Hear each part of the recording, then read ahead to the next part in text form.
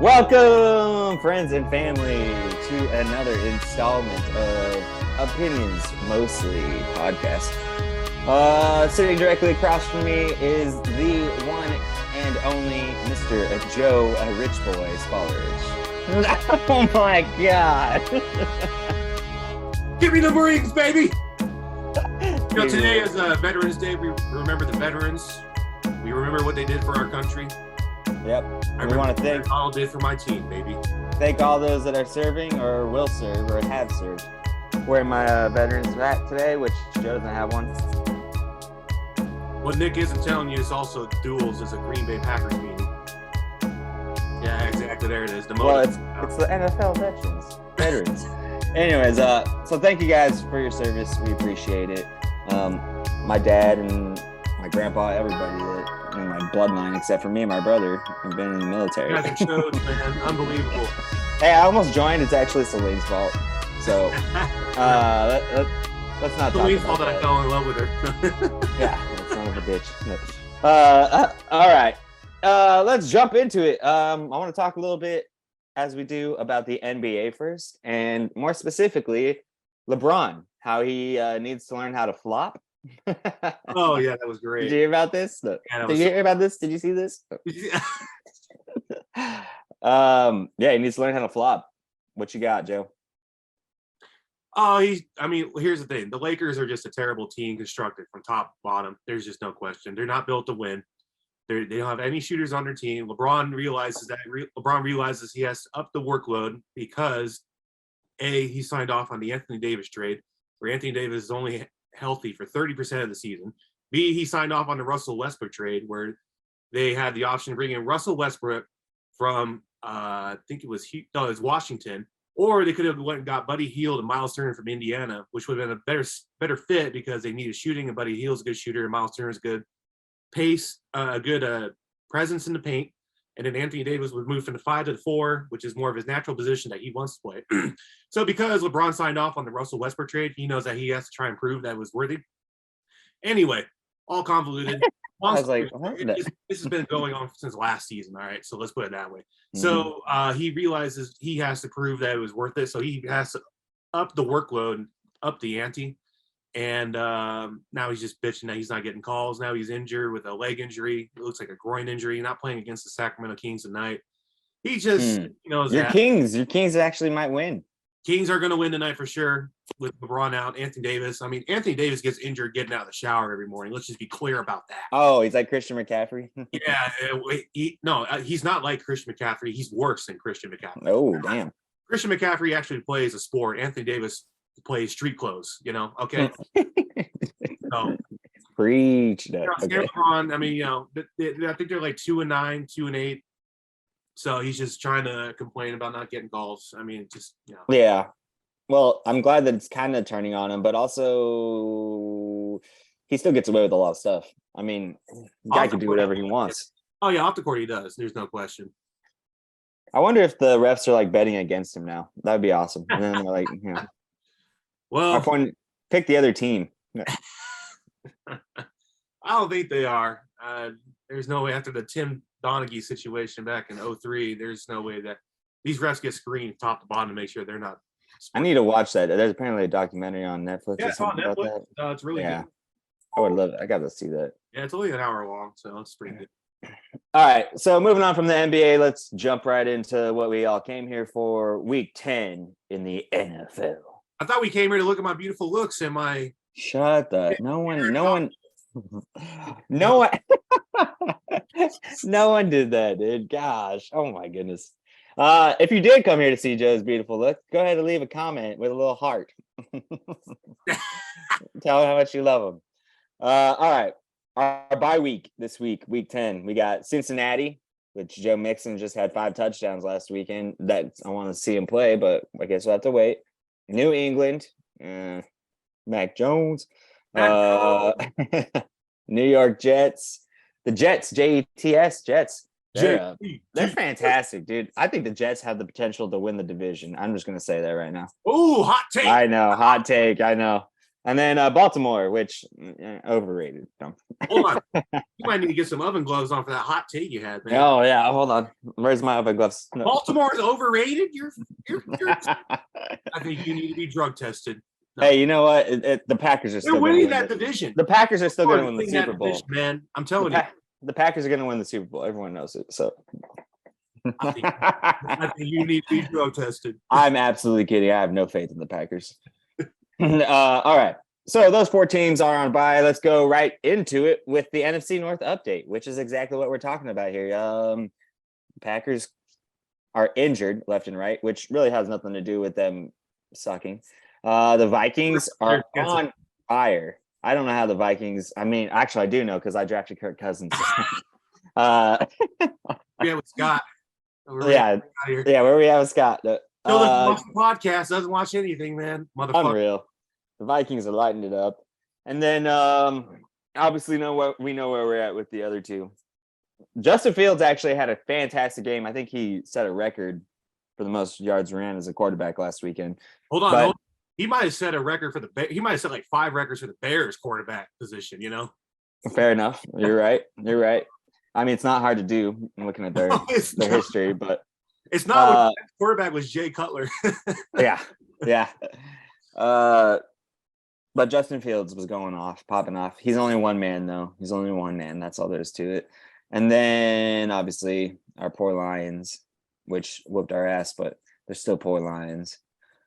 We have in this season. Yeah, beating the Packers is like beating the Jets like 2 seasons ago. It's like, congrats. No. Like you played a high school team. No. Anyways, Joe. Obviously, I want to touch real quick on some notes here. Go ahead. Justin Fields has looked really good the last like 4 weeks. I think it's like the Bears realized, oh, we have a running quarterback. Let's make plays designated for him, you know, and stuff like that. You know, it's like they woke up and smelled the roses. Oh, here's how we use them. You know what I mean? Yeah. But now everyone's gonna know exactly what they're doing every time because it's one guy. It is, but he has the ability to run for sure, but his passing is really good too. I think the way I don't know. I mean, I don't know if you were watching last week, and he had that nice dime in the back corner, the ball position, everything was perfect. You know, everyone wants to talk about the passing yards for the game. Is like, did you actually watch the game and see the throws he's making? It's like, yeah, but he actually knows how to throw the football. Is what the point. Even a broken clock is right twice a day. Let's be honest. I'm just saying. I mean, you know, the Bears had every chance to win that game on Sunday. I think this year is more about recognizing, can they go forward with Justin Fields? And I think they got the answer to that question. And I think next year is when they definitely try to build the team around him with all the draft compensation they have going into next year's draft. I can't believe I'm uttering these words out of my mouth, but the Bears will look very good next year, man. Oh my God. Look very good next year, man. Oh, someone needs to put this man down. He's a sick dog. Jesus. I mean, clearly, they got number 1 threat, Chase Claypool, you know. Yeah, that's what I mean. Hey. They might as well call him Chase drop the ball Claypool, but yeah, right. But they got Mooney. Mooney's solid. Mooney is solid. If him and Fields can keep working and get better, then yeah. And then the Vikings, yeah, I mean, the Vikings are starting to look like that team, you know, especially you know, I've been asking everyone, why the hell did the Lions trade? I understand why they traded TJ Hawkinson just to get draft compensation. I get that. The Lions recognize they're in rebuild mode, but why did they trade him in the division, man? Like, yeah, I'm still like puzzled. Like, why the fuck would they do that? You know? Yeah, right. But interdivisional trading is a no. Like, no. Trust me, I know. Brett Favre. At least for good players. At least Brett Favre. Oh yeah, Brett Favre. I mean, you're preaching to the choir, man. Like, well, I mean, they didn't trade him in division. They traded to the Jets, and then okay, but he ended up You're right. Into the division, which still is like the same pain to me. It's still like we traded him away. So it's like Kurt Warner, you know, like when the Rams traded him to the Giants, and then he came back to the Cardinals to haunt us for not. Yeah. See, I mean, look, it's like you traded him away in the first place, and then wherever he ends up is your fault. It doesn't matter. Well, it's kind of like with the Niners with Joe Montana. They traded him different conference, different division entirely to the Chiefs. I mean, albeit he was only there for like 3 years, but we're harping on the same point though. Yeah.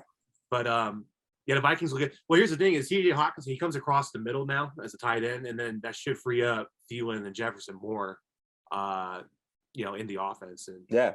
I don't know if you saw Kirk Cousins last Sunday. That guy's fucking ripped, dude. Yeah, we in the airplane with the chains and shit, man. Yeah, his little ice. Ripped, man. He is ripped. And, yeah, he doesn't look like himself without a shirt. No, oh, no, he doesn't, man. You expect dad bod and everything. This motherfucker is ripped, man. Shit. And I was watching on Pat McAfee, and Pat was like talking like, dude, like you're fucking ripped, man. Like anyone six pack on your chest, man. It was just funny. Yeah, man. NFC North, Packers are slipping for sure. I mean, injuries don't help, and then we'll talk about the game on Sunday, but will we? No. Yeah. I don't want to say it's all Rodgers' fault because it's not. He has young, inexperienced wide receivers running around, just going wherever the hell they feel like it. And do you see that play? You probably didn't. Kenny Watkins ran the ram. Yeah, on fourth down in the end zone. Yeah. Yeah, what the hell was that? Like, I told you, we either get the old geriatric, like, senile, or the young guys that are like, crawling around, not knowing where the hell they're going. I wonder if they're going to ask, not Jordy Nelson, Julian Edelman to come out of retirement. Jordy. I like Jordy Nelson. Shit. Bring him back, though.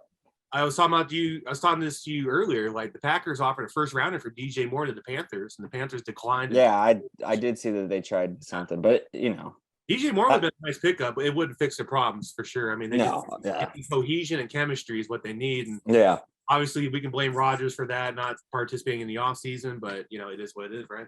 Hey, you see that guy right there behind you? Mm-hmm. Yeah, the Rams stink. The Rams suck. Yeah, plug his nose because they're so bad. They stink. They're the worst team, man. Let me tell you. Joe, how embarrassed are you? Let me ask you that question first. Well, I'm not really embarrassed because there is a rhyme and reason why they stink. And it's not because I poop my pants. All right. Prove it. Let me just dip my shorts on real quick here. One word. Just like this guy's saying one. Injuries, man. We had three offensive linemen go down week 1. 2 of them are on IR still. Torn ruptured Achilles and then torn ACL, MCL.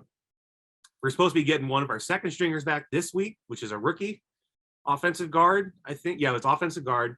So I would say right off the bat, we talked about it last week. The Rams can't run for shit. And it's because they don't have an offensive line that can run block, That's true. This is literally, they can't do shit because their line cannot fucking block. So it turns them into a one-dimension team where they have to drop back in a shotgun and pass the ball every fucking play. And when everyone on the field in the stadium knows what's going on, it's going to Cooper Kupp. Yeah. It's going to Cooper Kupp. So it's easier to defend, man. I remember, the same shit happened the year after the Rams originally went to the Super Bowl and lost to the Patriots when Goff was still the quarterback. The Rams didn't make the playoffs that year, and it was literally because of injuries. The offensive line, everyone was pass rushing and blitzing. Excuse me, not everyone was pass rushing. Everyone was blitzing the quarterback Goff, and Goff was just not able to make the magic happen. Yeah, he wasn't make the magic happen. Now he has to make the magic happen in Detroit. You know what I mean? Well. They were at one point, remember week 4, I think they were the highest scoring offense, just had the highest scoring opponents. Yeah, so the Rams just stink. It's not something that they're going to be able to fix. We're just going to have to ride with it. We're definitely not winning the division. Broncos country. Yeah, I know, right? The Niners beat us both. We're not winning the division because the Niners have the tiebreaker over us. Best case, we're going to make wild card, maybe get 1, maybe 2 rounds into it, and then out. I don't think that's even going to happen. The way I see the Rams is like we're going to just ride out the season, get healed. He'll maybe sign some people next season and just ride with it for the next 2 years. I looked up, the Rams have a first-round pick, not in this year's draft, but the year after. No, nice. The long term. No. The way I see it is Stafford's got maybe 3 to 4 years left before he retires. So I think they're just going to ride it out and keep retooling and get healthy until he does, and then blow it up after that. Yeah. If Stafford retires Aaron Donald's going to retire. Bobby Wagner's going to retire. Ramsey will probably be traded out of there by that point. Cooper Kupp, we'll see what happens with him. So how long are you giving Stafford? 2 years? Is that what you're saying? What's that? How long is his contract? How long is Stafford's contract? His contract's 3, but I'm just saying, like, playing wise, I think he's got a solid 4 years left before he goes down that hill, is what I'm saying. Man, you are so invested in him. It's crazy. What? You're so invested in Stafford. It's crazy. He's a good quarterback, man. Ah, man. He has as many rings as Aaron Rodgers does. I've seen him do so much shitty stuff. We can talk about that too, but because of the situation he was in Detroit. Dog. Yeah, but you can't blame everything on the damn situation. You still make poor decisions. He's a poor decision maker. Every quarterback that makes poor decisions. Even Tom Brady does. Mm-hmm. He's like, hey, let's invest in Toys R Us or Tesla. And he's like, Toys R Us. I'm saying Toys R Us. They're making a comeback. Oh stock price is super low right now. You buy now, it's the turnaround. I mean, Tesla's tanking, but that's beside the point. It's a bad investment. Okay. That's my little spiel on the Rams, so everyone knows I'm not making excuses. I'm telling you. Yeah. Here's the situation, man. I told you, this is unbiased. We're just pretty much calling our teams trash. Yeah, but our teams are trash. We both teams are trash, which is great because when we go to that game in Lambeau Field, it's gonna be a compelling game, you know. Yeah, who's the worst? All right. The Colts making big moves already. Jeff Saturday is now the interim head coach. He doesn't have any coaching experience except for high school level, but he was a Packer and he was a Colt. So first of all, enter the conversation. I love Jeff Saturday. Watching him on ESPN, he's fantastic. I love him too. His energy, his vibe, like he's smart. He's just like he's in the zone, man. He's in the zone. I think he could do something good. And why not? Because their biggest problem is their offensive line. Like they need a strong offensive line coach to help them, coach the whole team. But he's going to start there. He's going to build that up. So I think it's a great thing. People are just hating on him though. I don't get it. I don't think they're hating on him. They're more or less hating on the Colts and their process because, real quick, I want to touch Jeff Saturday. I love watching him on ESPN, like on Get Up and First Take. I fucking love him. He's a great guy. High energy, high motor guy. He knows the game, and I always enjoy watching too. And when the announcement was made, a lot of the ESPN co-hosts from Ryan Clark to Swagger, they're giving him praise. They had nothing but high regards for him. Stephen A's like, I love Jeff Saturday. Like, I personally reached out to have him on my show on Monday and Tuesdays because he's just a great individual. I think everyone's just more or less ragging on the Colts not going through a process. It's like, why would you hire someone with no coaching experience? And why would you hire someone with no coaching experience? And why would you not go to your coaching staff that's already in place and go to one of those guys? Because a couple of things. Number one, it makes people feel like it makes the coaching staff feel completely snubbed that they can't do the job. It's like at work when they promote someone to a position that is pretty much yours, but they promote them from out of nowhere. Like they hire a random guy. Out of network or out of what's the term? Yeah, I know what you're talking. Everyone else knows what you're talking about. And then the other thing is like you go straight to this guy, you don't want to hire, and then they bring in the Rooney rule. It's like, okay, well, how come a minority coach wasn't interviewed? And my response in defense to that is like Jeff Saturday obviously won a Super Bowl with the Colts. He's part of their Ring of Honor. He's been an advisor for the team for years. So he's still been a part of the Colts organization. It's not like he's just doing ESPN full time. He's been an advisor for years. So Jim Irsay just reaching out to basically another employee of the Colts to take the position. Now I get it. I get the whole argument with like no coaching experience. I get that. But when we talk about Jeff Saturday and when we watch him, he has leadership abilities. He knows the game. I understand he doesn't know how to coach, but dude, the Colts are going nowhere this fucking season. Let's be honest. So let him try. Yeah, at this point, it's just an 8-week job interview and process for him. And sometimes the craziest experiments turn out to be okay things. Like Raiders last year when John Gruden got fired, and then what's his name? The interim. Let's not talk about that. No, I'm just saying, but the interim head coach drove the Raiders to the playoffs, and Yeah. Real quick, the only problem I have with Jeff Saturday is after he got hired as interim head coach, he did not make ESPN for the next 2 days, which means he didn't show up for work. Just kidding. Yeah, no, I think it'll be interesting. It'll be fun to watch. I'm not gonna bet on them until I see what happens, but I'm sure. No, I mean, I think if you were to bet this weekend, I think the Raiders are an easy bet. That's not an easy bet because the Raiders are garbage. Remember when they got shut out 2 weeks ago? Well, no, they got injuries too. Waller and Waller's done nothing this year, dude. Nothing. But the Colts don't have a quarterback. They benched Matt Ryan, and now we're the backup bitch. I don't even know who he is. No one knows. Pat McAfee didn't know who he was. That's why the Raiders would be maybe a nice easy bet this week. I hope so, but I still. Oh, I know. I hope so, but they go. You know what happens. They go up 17-0 in the first half. They lose 21-17. Sorry, Eric. No. All right. Let's do some compelling games that we got to figure out here this weekend. These are actually, I was looking at it. I'm not going to vote, or I'm not betting on 3 of these 5 that you put on here. So first one is the Vikings Bills.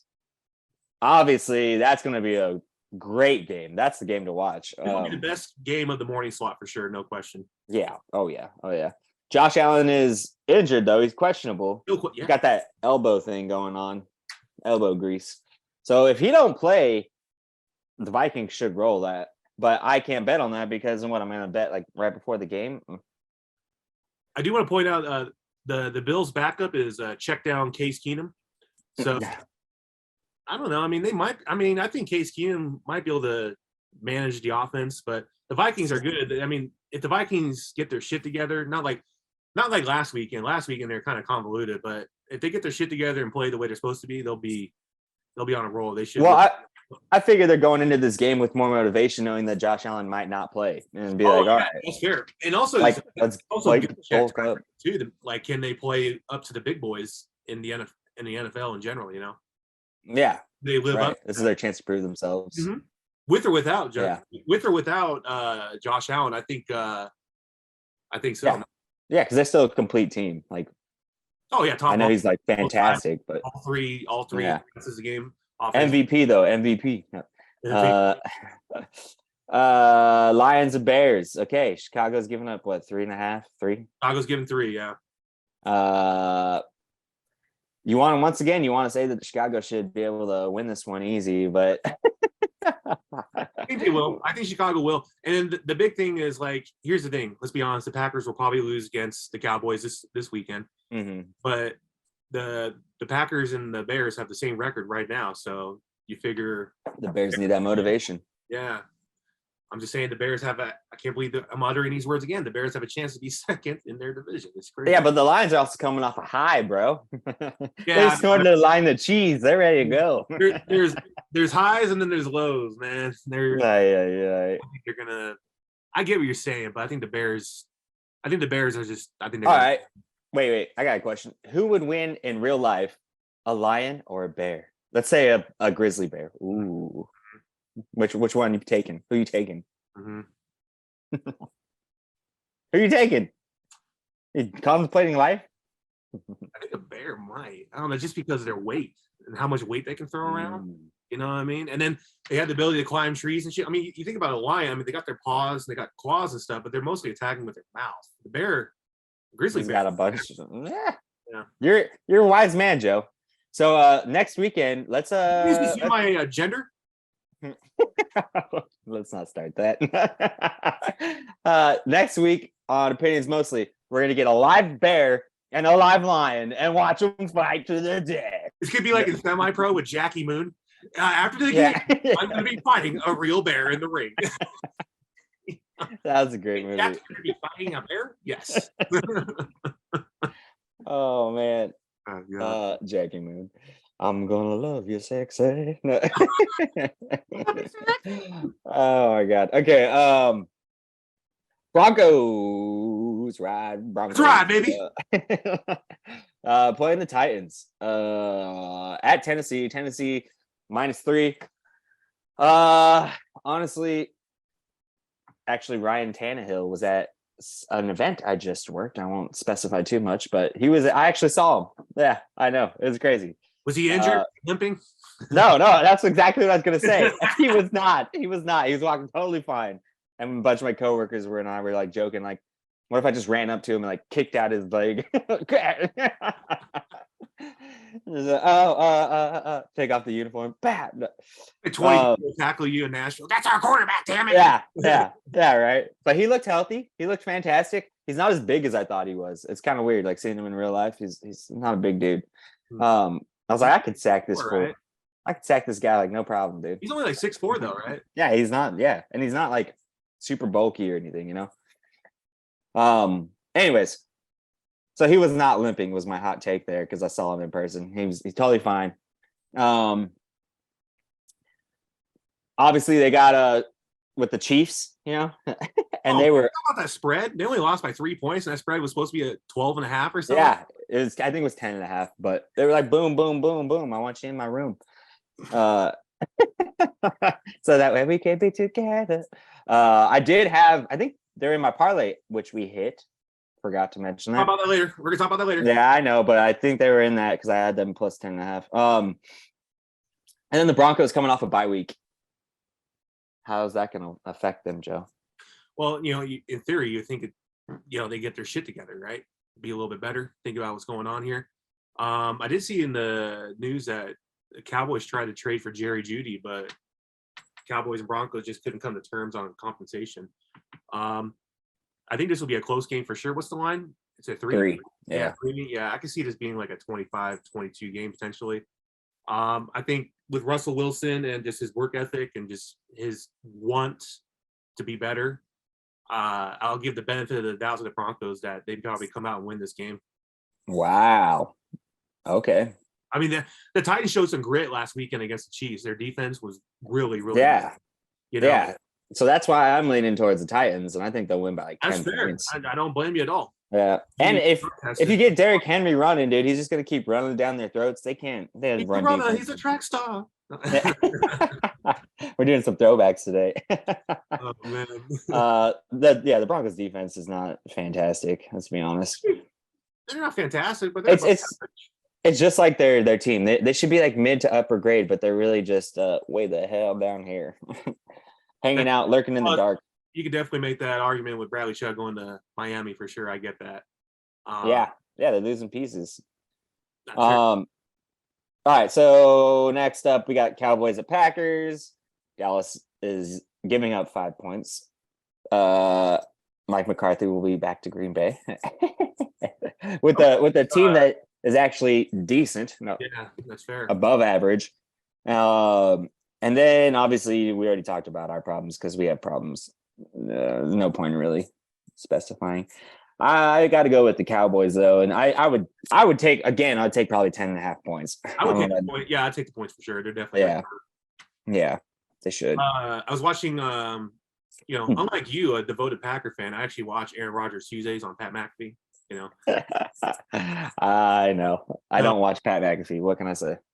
Well, clearly you're an idiot. I watch him on college football. Saturdays. Yeah, he's great, man. Yeah. Son of a bitch. Yeah, he's great. He's hilarious. That's what I'm saying. This show's great.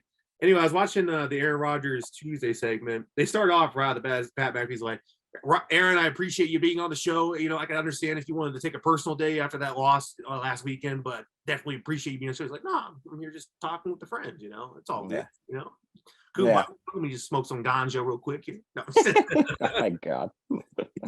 They asked about this weekend, and I guess he was like, "What are you gonna do when you see Mike McCarthy?" He's like, "I'm gonna give him a big hug. I love that guy to death. You know, we won a Super Bowl together. We had a great time in Green Bay. His family still lives here. You know, I see him from time to time, so it's gonna be nice seeing him." They talked. I guess a beat reporter was talking to McCarthy earlier this week about what he's thinking about his return to Green Bay, and he kind of started getting a little emotional and teary-eyed. So they're thinking that Mike McCarthy might get a little teary-eyed. I'm sure the Packers will have some kind of video montage between quarters or on a timeout or something. Yeah. So it'll be interesting. There's a lot of respect between them. Let's not get it twisted or anything. There's a lot of respect in Green Bay for him. I guess there's a street named after him too. Yeah, of course, because he's a quarterback. He's a coach that won the Super Bowl. Exactly. You're damn right. That's what we get to go see. We get to go see all these streets. We can walk them. Yeah, I'm looking forward to it, man. Do our podcast there. Yeah. So it'll be an emotional return, but I mean, even if the offense doesn't perform, the defense will just maintain the game and manage the game. With Parsons. Yeah, I'm thinking around halftime, I'll probably end up just turning it off and watching something else. That's fair. Definitely not looking forward to it. The afternoon game, or is that Monday? Yeah, it's it's America's game of the America's week. game of the week, yeah. Which is I don't know why it's the game of the week. Well, there's two games during that week. There's two games during that slot. So it's America's game of the week because it's the Cowboys. Okay, let's be honest here. Outside of like the Cowboys games, I think the second biggest market has to be Packer games. You know what I mean? Yeah, it is. I'm pretty sure. I mean, longest run in history, one of them at least. Mm-hmm. All right, and now Cardinals at Rams. Your Rams have only given up 3 points. They're giving up 3 points. Yeah. Well, the Cardinals are struggling, man. I mean, the Cardinals are still trying to find their identity. We talked about it last week, and D-Hop's been back for now, 3-4 weeks now. And they're still struggling. There was that outburst on the sideline between D-Hop and Kyler Murray last week. Right. And then the coach got involved, Cliff Kingsbury. Kyler's just like, he's just pissing his pants. He just like, let's get this fucking game over so I can go play Call of Duty, all right? God, yeah, that's all he wants to do. Dude. That's all he wants to stream on Twitch and play Call of Duty, you know what I mean? His mind is not there, you know what I mean? Good for him, you know what? Screw the Cardinals. Arizona's a butthole state anyway. I got my money. I'm good, you know what I mean? That's what Kyler's thinking. Yeah. But here's the reality situation. Kingsbury is out after this season. There's no question about it. I think he's gonna be fired. They're gonna get someone else in there that can try and like coach a mobile quarterback, get D-Hop. Yeah. And I think because of all that stuff, I think the Rams can kind of sneak in and just take that game. Really? I think so, yeah. Even with all the woes that I talked about earlier in the podcast, the offensive line and shit. Here's the thing: the Cardinals aren't really known for defense, so. Yeah. I mean, you're right.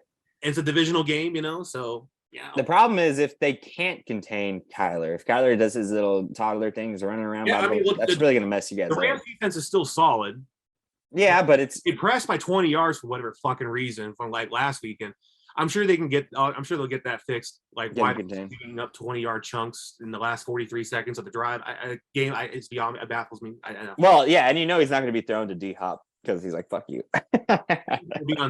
Ramsey will be on him anyway, and then outside of him, AJ Green and then Zach Ertz. So yeah. Well, Ertz could potentially be a good fantasy guy to throw in here this weekend. Rams offense is shit, but the defense is still there though. The defense I think is still there.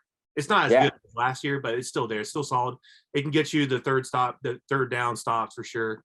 Aaron Donald can wreak havoc. Jalen Ramsey, if he figures out what the fuck he's doing, is fine. Bobby Wagner's a good play caller and knows what's going on. So, I mean, we got two teams here trying to find their identity. So, defense is still solid. The offense is just shit. Yeah, that's why I think the Rams could sneak out with a win, and obviously the odds makers feel that way as well. I would not bet on this game because I don't know. Yeah, I would not either. It's too close. It's too much. Unless you're going to bet outright who wins. Yeah, I agree with you on that. Yeah. Even that I couldn't bet because anything could happen. Were to bet, I would just bet outright who's going to win. You got a gun to your head. I got a gun to my head. Yeah. You're right. All right, Joe. We only got 2 segments left. Let's wrap it up with our facts entirely. Facts entirely this week. This is a interesting one for sure. We have Veterans Day weekend going on. We're obviously doing the show on Veterans Day. But nice little sweet fact for y'all. Yes, indeed. While I was doing my diligent research, as I do every single week, I try to find the real content for the listeners of this show. This guy. You have to call me 10 minutes before we start. You have a fact? I'm like, oh shit, But wait, no, 10 minutes. You mean 10 days, right? So I googled. This was a good one. How many times has an NFL game ended in a 0-0 tie? How many? Let's see here. 73 games total. Holy shit. Total NFL have finished with a 0-0 tie. But none of those games happened during the Super Bowl era. So this is during the early days of the NFL when it was a run dominant league for sure. And then the most recent game that happened, it was on November 7th of 1943 between the New York Giants and The other. Let me guess. Wait. Let me guess. The Detroit Lions. Yeah. Detroit Lions have been sucking for years. I mean, they might be sucking for 100. Dude, how did I know that? Because the Detroit Lions suck.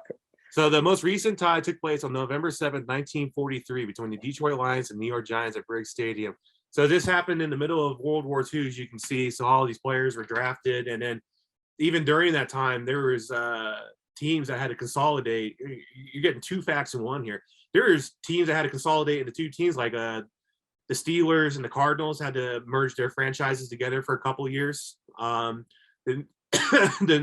the New York Giants and another team did before this year, obviously, because they were by themselves. But financially, they had to actually join. Can you imagine the Dallas Cowboys and the Philadelphia Eagles having to join their franchises together because of monetary reasons? How that would go over for both fan bases, you know what I mean? Yeah. Asinine. Or like the Niners and the Raiders before the Raiders moved when they're still in Oakland. Can you imagine the Niners and Raiders having to join their assets together? Like, oh, that'd be crazy. That'd be something else. Something else. But that did happen during World War II as well, because of the lack of players, and just the league was obviously not making as much money as what is nowadays. So they had to, streamline things for sure. And so because and then part of the reason why these teams finished 0-0 is because there was 76 run plays and 11 pass plays for a combined 9 first downs. Sounds very similar to the Rams and Tampa Bay. 9 first downs total combined by both teams.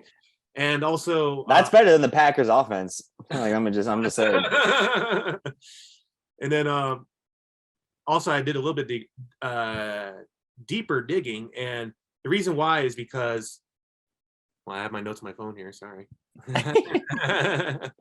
Try not to look over here, man. You're doing so good. I was so proud of you. So the basic format that the offense was running was a single wing, which is basically a strong left, where the wide receiver lines up on the left, and you have the 2 extra guards on the left side. So basically, it's a strong left play, and basically the run play is going to go to the left every single fucking time. That's why. And that's the formation that dominated the offense until the I formation came into play. And he's like, "What play you think they're going to run now?" He's like, "Probably to the left." To the left. To the left. So yeah. What if they went right? What if they went right? I know. How many times do you think? With how unathletic they were back then, they probably never did that shit. You know what I mean? I wonder if it's because most people back then were left-handed. No. Possible. Good old World War II. No. Possible, right? So a total of 73 games finished 0-0 tie in the NFL, but these all dated before the Super Bowl era. And I think the first Super Bowl took place in like 61, 62, right? Yeah. Packer man, you should know this. Come on, Packers, baby. That's what I just said. Yeah. What else do you want from me? What do you want from me? Yeah. Well, there's a lot. We'll go into that later off screen. Oh God. Fact of the week. So 66, bitch. No. Yeah, there you go. With that, we go into the Shark Chomp of the week. Let's get that graphic going, Nick. Shark Chomp. There we go. Of the week. That's the audio.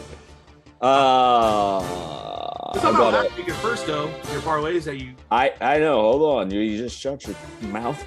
Shut your trap. Like, hold on. Let me get my notes right. God damn it. First off, I just gotta say, if y'all did what I told you to, we hit again. So instead of buying the generic paper towels, you could have bought those Bounty paper towels. Bounty.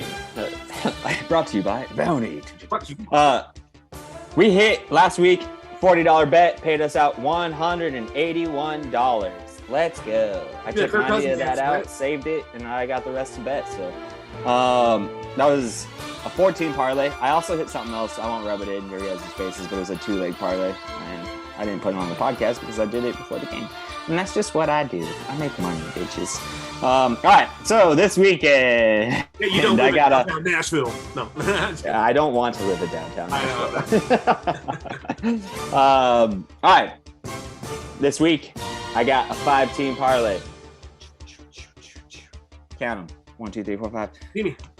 First one's going to be Kansas City Chiefs. Obviously, I'm taking the money line against the Jacksonville Jaguars. Absolutely. What's the spread? I don't know because I didn't bet the spread. Yeah, that's too rich for my blood. I'm still taking Kansas City Chiefs, just the money line. I got next up the New York Giants, money line against the Houston Texans. Good call. Once again, too close for my blood. 4.5. I'd take the points. 4.5. I'd take the points. You think? I think so, yeah. Hey, you know what? Do it. Throw it on your parlay. Yep. It's not a terrible bet, but I'm not a huge fan of the New York Giants, so it's hard for me to bet on them. Still.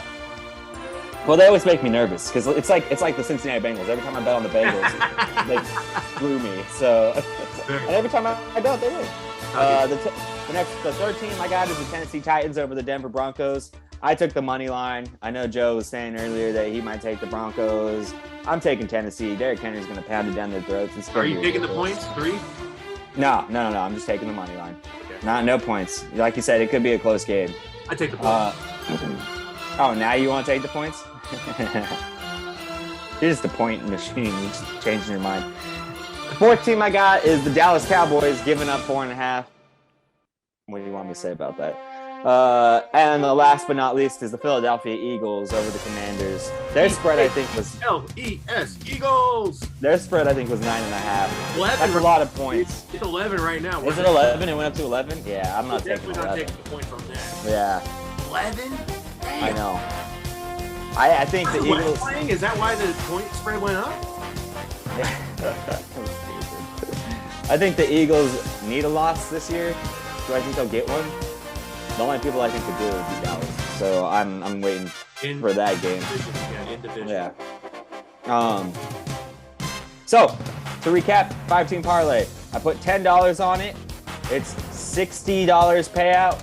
It's a nice, easy, safe little bet. Kansas City Chiefs, New York Giants, Tennessee Titans, Dallas minus 4.5, and the Eagles. Let's go. Let's make some money, boys and girls. That's lots of money. Anything else you want to add, Joe? Rich boy? I ain't rich, bitch. Joe, rich boy, call the rich. Well, are you going to plug your fantasy duel? Obviously, my FanDuel. Yeah, I'm going to throw in FanDuel. The link, sign up with it. We both get $50 and we can win some money. Also, that song we put at the front of this podcast at the end, too, as our outro. Let us know if you like it. Let us know if we need to change it. You know why? Because I wrote it. Did this thing freeze? Huh? Anyways. I need to hurt his feelings even more. Give us a shout out. Guys, make sure you like, comment, subscribe. Opinions Mostly podcast at gmail.com. All your pressing questions. If you leave us any kind of comment, we'll be sure to reply. Maybe like over here. Smash that button. Blah, blah, blah, blah, blah, blah. Create fake accounts and then like it and subscribe. Do what you got to do. Emails as you can, you know. And last but not least, thanks again to all of our veterans that have served in the past, present, and future. We appreciate you guys for keeping our country safe. Other than that, thanks for watching Opinions Mostly podcast. Blah, blah, blah, blah. Join us next week.